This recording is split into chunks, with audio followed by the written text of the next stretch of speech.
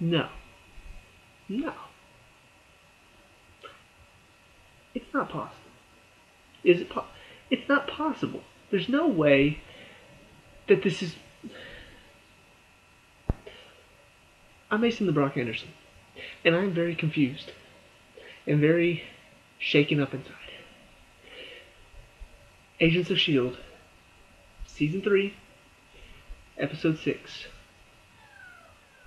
And my mind is...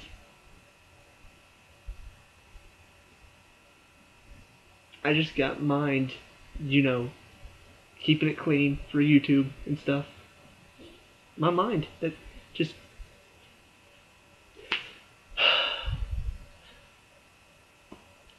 Let's talk about it. So, start with the storyline that didn't shot. Who am I kidding? It's all connected. Okay, I'm gonna start talking before you guys turn off this video because I'm taking forever to start. Start off with Sky. Sorry, Daisy. Why am I doing it? It's because I just rewatched the first 2 seasons. Daisy. Daisy and Mac are going to look at the guy that I thought was Lash. If you watched my last review, no, not last review, 2 episodes ago when when Daisy finally finds out that Lash is disguised as a person, I thought it could be the ATCU, secondary guy, which, would make a lot of sense, just like Daisy says in this episode. But they're looking at him as possibly Lash. And it's really, really funny at the beginning because you have this thing that just happened with Hunter where May's obviously very pissed at him because Andrew nearly got killed because of Hunter's decision to go after Ward. And so she's pissed. Coulson says you're benched. And so he first you see him with Fitz, and Fitz is talking to May and Bobby, getting their identities ready, and he's just talking to him about stuff. And Fitz is like, look, could you not be here right now? Like, could you go somewhere else? You're really distracting me. And so when Mac and Daisy are ready to go track down this, what's his name? Why can't I remember names? I hate that I'm terrible at names. I apologize that I'm terrible at names. But it's the ATCU guy that they think is Lash. They're going to track him down, and he just happens to be walking by. He's like, do you need a driver? I mean, please? It's funny to see him so, because normally he's just ready to go. And so now that he's benched, he's even more frantic, wanting to get out there. So they track down this guy. Hunter ices him so they can test his DNA. And more humor because, first of all, just the fact that he goes and ices him, and then he brings them to the truck, or to the van, and they're like, well, we don't have ability to extract DNA in this van. We don't have the utensils. Bam! Hits him in the face. He's like, there you go. It's funny. Funny stuff. Anyway, they give the DNA to Simmons, who is finally up and about and wants to get moving. And she comes back with the information that he's not Lash. At the same time, they are going to the going where this ATCU agent was going. It turns out to be the ATCU headquarters, secretly. But once again, one of the things that really gets me about this episode is that they bring back some of the past. And it probably wouldn't be so, it's funny because it's nostalgic, even though it's only 2 years ago that season 1 was on. It still feels nostalgic because so much has happened in that time between season 1 and now that when they make references to season 1 that I may not have even caught if I hadn't just rewatched it on Netflix. They're bringing back one of the dwarves that it's like a dwarf 2.0, and I'm like, the dwarves! I totally forgot about. They haven't used the dwarves since ever. They had them at the mid-season finale of season 2 when they were checking out that city, but they haven't used them since. Like, I haven't seen the dwarves in so long. And I talked about it maybe 2 episodes ago. Daisy was like hacking into somewhere, and I had totally forgotten she was a computer genius. And like, oh yeah, she has more than just her inhuman powers. She can also hack computers. So I love the fact that they just kind of they don't forget about this information. They bring it back. They still bring it into use. So they use this new dwarf, and it's funny because Fitz is obviously, because it's Fitz, he's very insecure about using it. He says it's not good enough, and Daisy had stolen it from the lab, and she's like, Fitz says it's not ready, but he's crazy. It's awesome because it's Fitz. And you're just like, yes, it is. But it has cloaking technology, so they're able to get it inside the base unseen, and they see this like machine picking up this container, and it has an inhuman in it, and they're like inside of this gel, and they, as they're looking around, Coulson is in there with Rosalind, and I'll get to that storyline in a second. But that's all I need to talk about from their side. That's what they've discovered. Backtrack to Coulson and Rosalind. She picks him up on the side of the road so he can see their compound. But before they get going, or before they get there, she gets a call about something. And you're not sure what, but she's like, time for you to get out. And he thinks she's deflecting. He thinks that she's trying to hide the compound from him. So she's like, okay, fine, you want to see it? And tells the driver to take her home. And you're just like, home? What? Turns out she had a break-in her house. And Coulson, I don't know if it's paranoia or if, he really does see stuff that we don't. But he starts picking out all these, like, small details and thinks that she fakes the break-in and is, like, doing all this stuff, sports, their baseball stuff that only he would know about. She just ordered burgers from a burger place that he loves, and he thinks that she's trying to like soften him up so that whenever he sees the compound, he'll like her enough to be okay with it. And she also has a good point too, that the first time that she gets introduced, or the first time that he calls them to meet up, and her house gets broken into.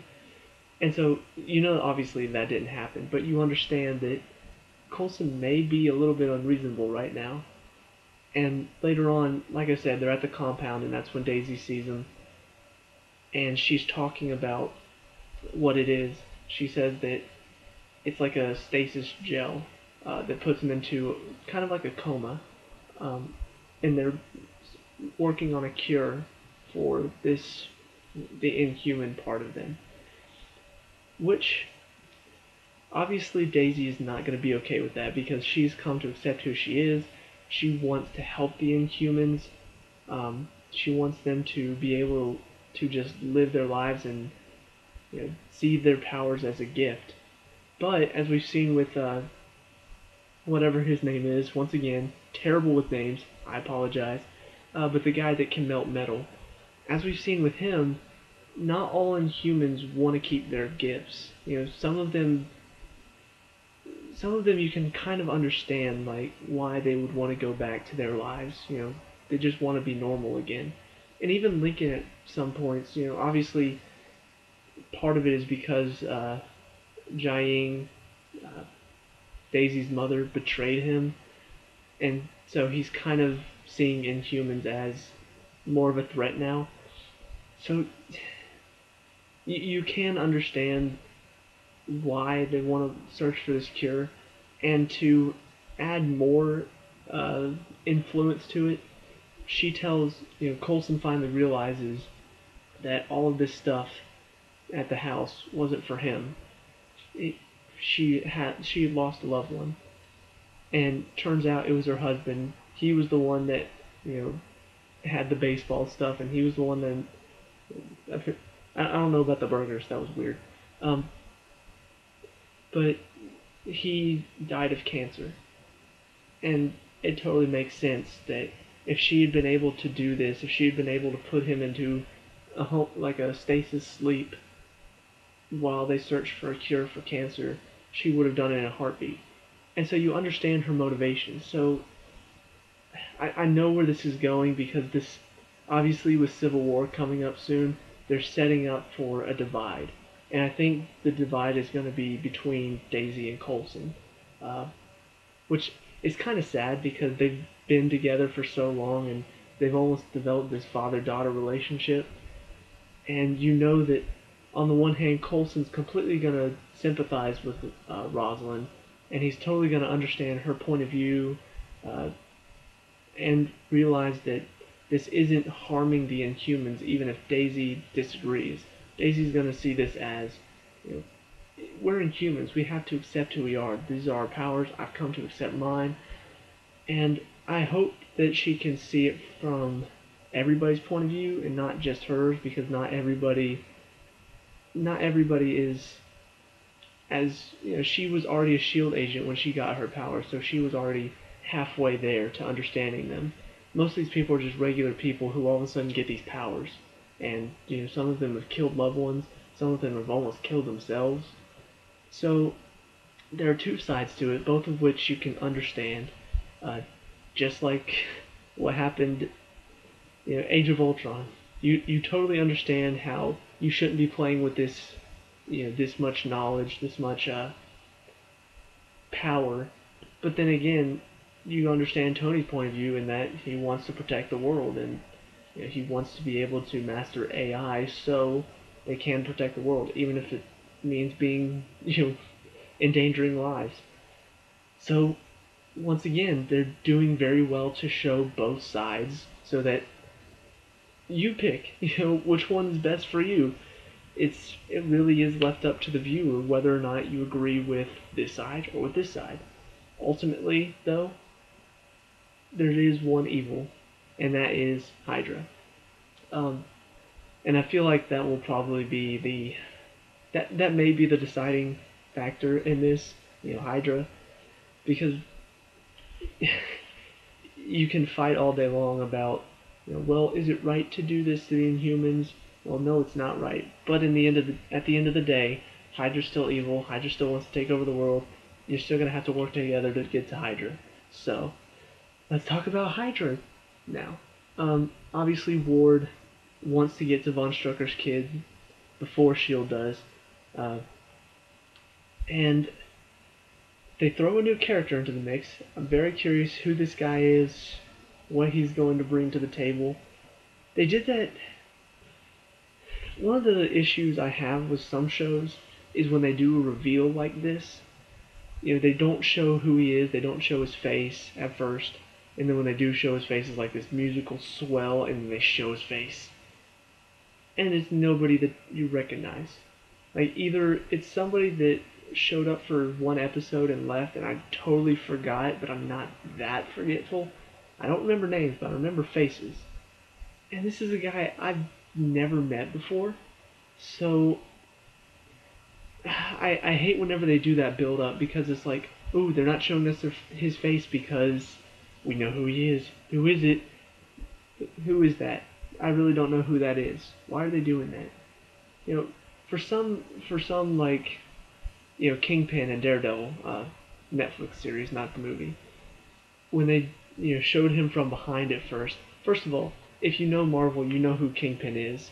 So that in itself, just finding out it's Wilson Fisk, the Kingpin, you're just like, ooh. And then showing him from behind at first, just as this big looming figure, and then going around to the front, and he looks like this normal looking guy. I love that reveal. You know, it wasn't hiding his face because, oh, you've seen this guy before.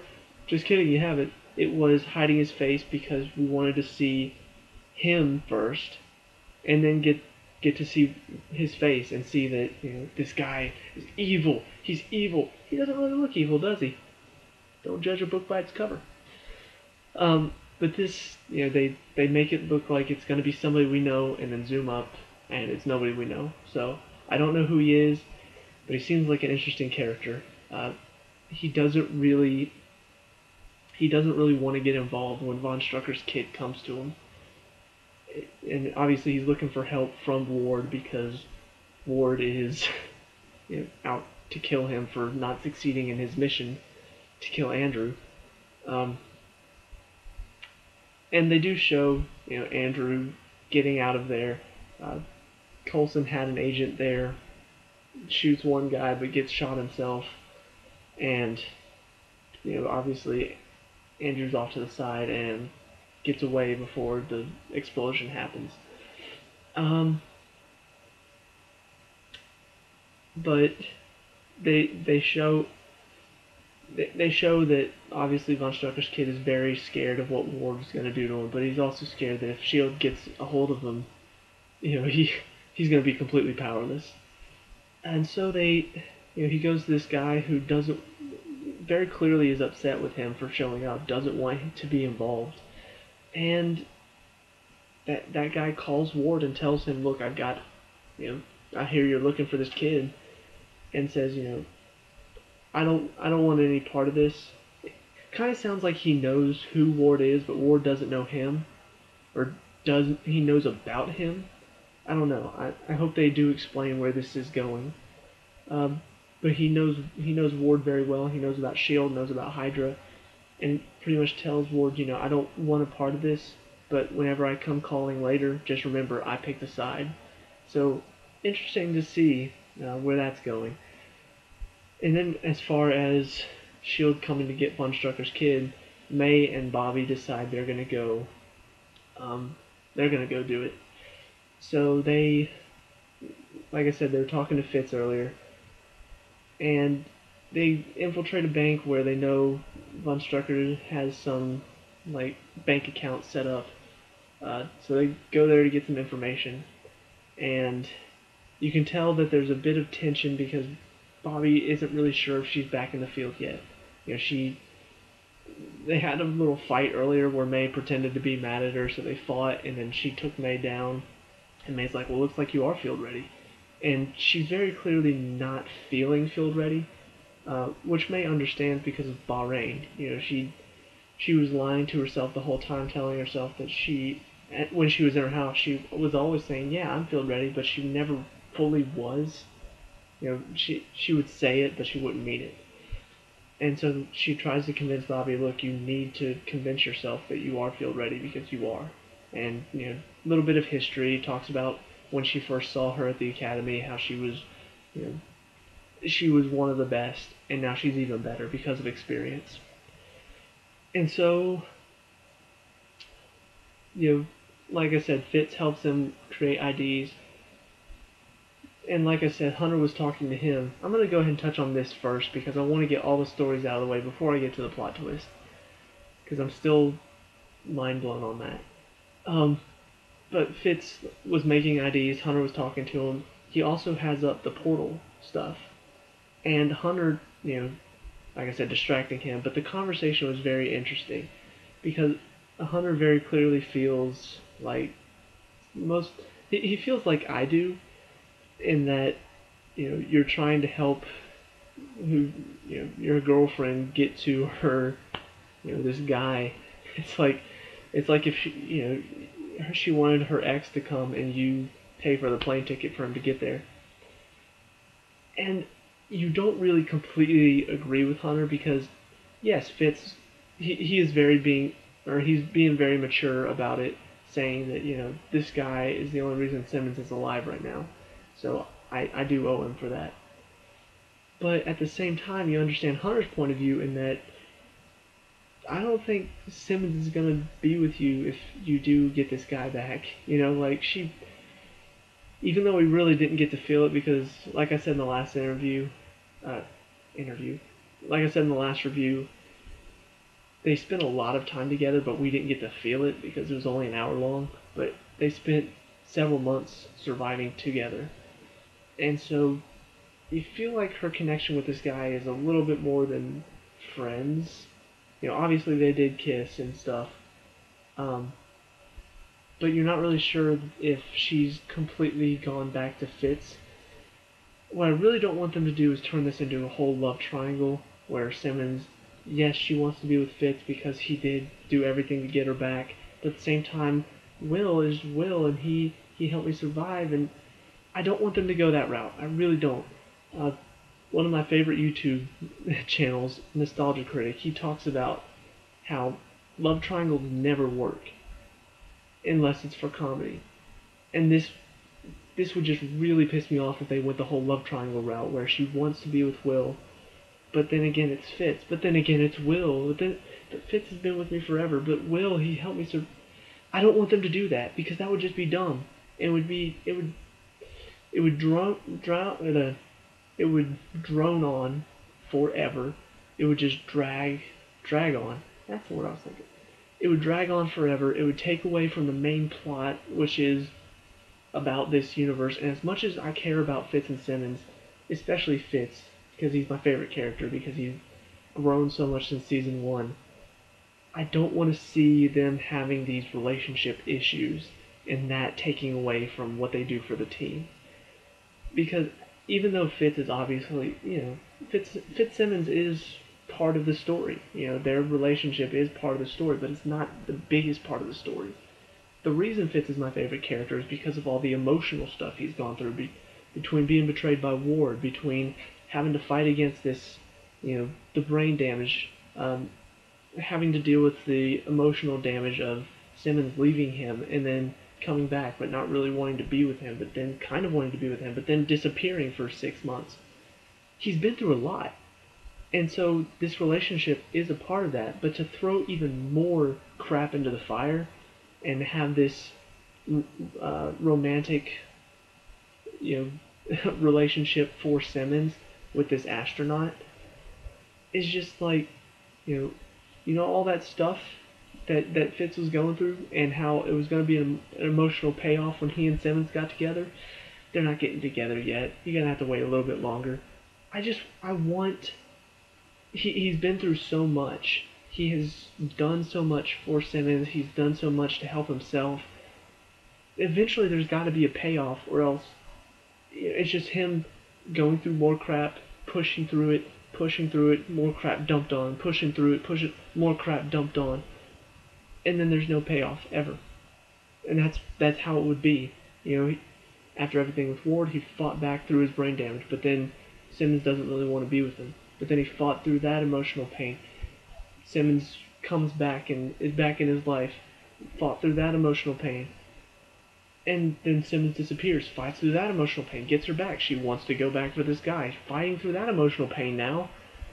Let's have a happy ending for him for once. Let him have the girl. That's my rant on Fitzsimmons. But, at the end they do talk about how, the monolith, there's no way to get it back. But he does say, there are several other ways that we can get him back. And he's being very reassuring, which is nice. So it still seems like Simmons still cares for this guy, but you're not sure how much she cares for him. And Fitz is obviously just being the great friend that he is. So that's that story. The final gut-wrenching scene that just totally took me by surprise. Let's talk about it. So May and Bobby infiltrate or get to the apartment or whatever that Von Strucker. I'm just gonna call him Von Strucker now because the original Von Strucker is captured or dead or something. It happened in Age of Voltron. So new Von Strucker is in this apartment. Like I said, that guy called Ward, told him where he is, and so Ward's second in command is there torturing the crap out of the kid. And then May and Bobby get there, kick down the door. Ward's second in command stabs Von Strucker, and May starts fighting two guys. Bobby goes outside chasing after second in command guy. There's two Hydra agents down there. She's like, okay, time to do this. Beats them up. You're just like, yeah, go Bobby. And then second in command guy comes after her, fights. They land in the pool. It's dunking her head in, like drowning her underwater. She's reaching for a baton. She's like, You think you can beat me? I've beaten men twice your size. She finally grabs a baton, hits him in the nuts, and like climbs out of the pool. He's like, what makes you think you can beat me? She's like, experience. He's just like, yes. Shocks the pool and just electrocutes him. You're like, Bobby's awesome. Yes. So, that's just, once again, the action in the show, always spot on. I love the action in the show. It's never cheesy. It's never like too dark where people are like, punching and blood like splatters everywhere. It's always just the right amount of action and perfect. As for May, she beats up the two guys obviously very easily and cuts Von Strucker down and is like trying to get information before he dies because he's obviously dying. And says, Ward, tell me where he is. He's like, Ward, I tried to do it, but I didn't know he would turn into that thing. And he's like, what? No. And it flashes back and shows most of what Andrew said, but after, the S.H.I.E.L.D. agent gets shot, you see Andrew's skin kind of ripple, and you're like, no way. Why? Andrew is Lash. Now, what they don't say is this really Andrew? Is Andrew really, has he always been Lash? Has he always been like this? Or is the real Andrew somewhere else and Lash has taken this physical appearance? So maybe there's hope. But most likely, Andrew somehow got infected with the suddenly it makes sense now. Like, why? Well, actually, no. If I think May did, I can't remember if May left him during her vacation or if he told her to get out. I can't remember what happened. But if he told her to get out, that kind of points to the fact that somewhere while she was gone, while she was on vacation with him, he got infected with the fish oil pill. And like I said, in the second season, they show that the fish oil pills are infected with the Terrigen crystals, which they've talked about is not, doesn't affect humans at all, but if they're inhuman, it releases that in them. So maybe he changed while they were on vacation and told her to leave because he didn't want her to know.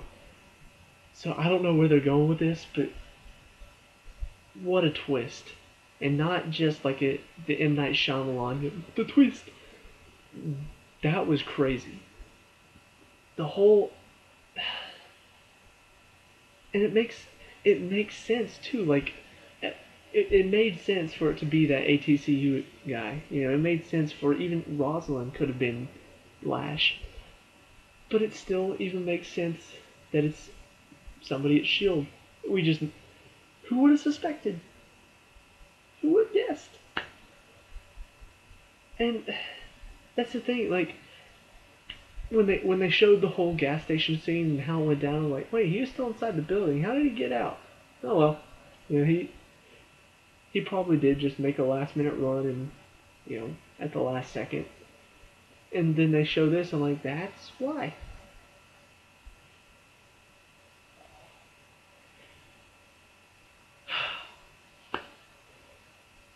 Once again, this show delivers in a way that very, very, very few shows do.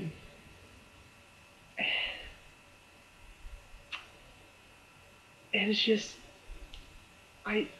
it's hard to describe because my top two favorite shows are very clearly Agents of S.H.I.E.L.D. and The Walking Dead.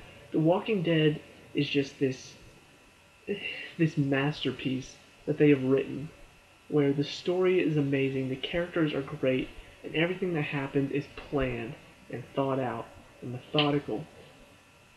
Agents of S.H.I.E.L.D. is just this wonderful universe that they've condensed down into this small, this group of agents versus this other group of agents. Throw in, the the Inhumans. And I don't know if I'm trying to think. I don't think I talked about this at all. And I really should have. This show has changed a lot since season 1. I know I've said that before. But the way that they changed it is amazing. Like they could have gone so many different routes and just made it another show, a show to kind of forward the Marvel universe, following this one team of agents as they go through, while all the Marvel movies are going on. But no, they had Hydra infiltrate S.H.I.E.L.D, so now it's about fighting S.H.I.E.L.D. I mean, S.H.I.E.L.D. fighting Hydra. They have Coulson rebuilding S.H.I.E.L.D. in season 2, still fighting against Hydra, but that's the main story. Also throw in the alien city that's being, that he's drawing from his mind. Not to mention the fact that everything that had to do with him coming back to life isn't just something they threw in there. It's actually a part of the narrative. Second part of season 2, you have the Inhumans. Hydra's been taken out now, except for Ward, obviously.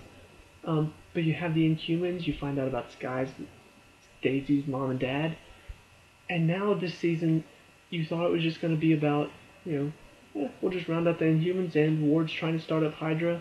Maybe we'll just see Hydra start to grow a bit, and that will be part of the second half of season 3.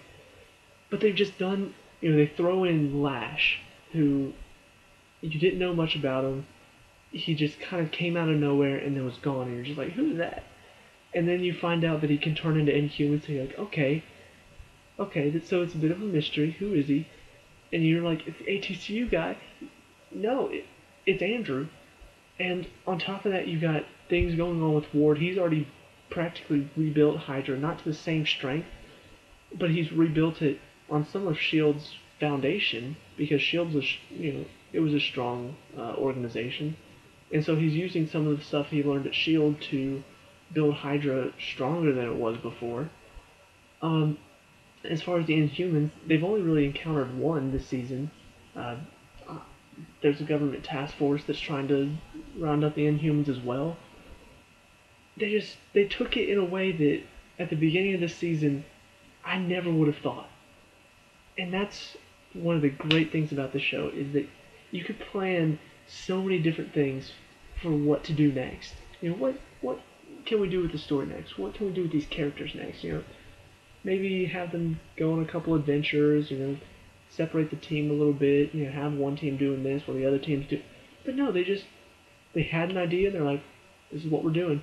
And it just blows my mind week after week. Every single time something happens, you're just like, didn't see that coming. And, man, just what a great show. And obviously this is my opinion. Some people are not as fond of Agents of S.H.I.E.L.D. as I am. But those people probably stopped watching in the middle of the first season. So, loss on them. But if you happen to watch this review all the way through, I really, really, really recommend, if you have not already, watch the first 2 seasons. Catch up on this season. It's just so enjoyable. It's so much fun. It's exciting. It's shocking. It's emotional at some points. They've just got a little bit of everything, except for all the cheesy romantic cliches, which is absolutely fine by me. Like I said, I hope they don't go the whole love triangle route, because then that will be one of the cheesy love triangle or love cliches, and I don't want that. They didn't do it with Sky and Ward. They haven't done it with Daisy and Lincoln so far. I don't want to see it with Fitzsimmons and this Will guy. So, if the writers of Agents of S.H.I.E.L.D. are watching this right now, don't do a love triangle. Please. Please. But anyway, that's about it for this review. Still really, really loving this show. What the twist? See you guys in the next review. Peace out.